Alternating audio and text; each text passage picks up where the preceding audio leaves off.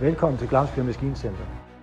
Vi er rigtig glade for at kunne være med til at introducere New Hollands nye CR10, CR11 majtærskere. Majtærskerne er designet til at øge høstkapaciteten og reducere de samlede løstomkostninger. Starter vi foran af maskinen her, har vi en indføring på 1 meter og 42 cm mod tidligere 1 meter og 28. Den fører materialet op til en DFR-rotor, som smider det ind oven på rotorerne.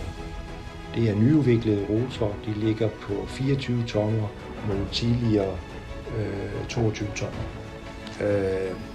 Den udskiller selvfølgelig materialet ned oven på den her helt nyudviklede dobbelte solkasse, hvor der ligger 2 solde, der ligger 2 oversolde, der ligger 2 undersolde, og der er 2 kornsnegle i solkassen.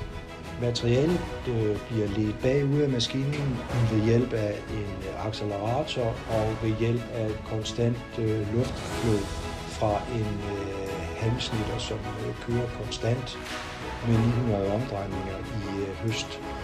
Det unikke ved halmsnitterne er, at den løber modsat rotationsretning af, hvad man tidligere har set, og at halmsnitteren er med fuld justerbar snitlængde fra kabinen. Selve, der er ved at bemærke her, det er også et telespredssystem, som hele tiden via radar sørger for, at man spreder i fuld bredde.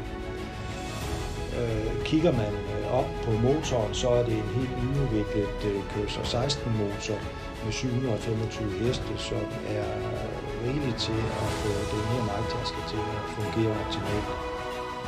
Lillebroren er en Cursor 13 motor med 635 heste. Vi har en 20.000 liters korntank med en aftømningstid på ca. 100 sekunder. Maskinen her er udstyret med et 50-fods McDonald-bord, som gør, at maskinen får den nødvendige indføring for at lave et pænt stykke arbejde.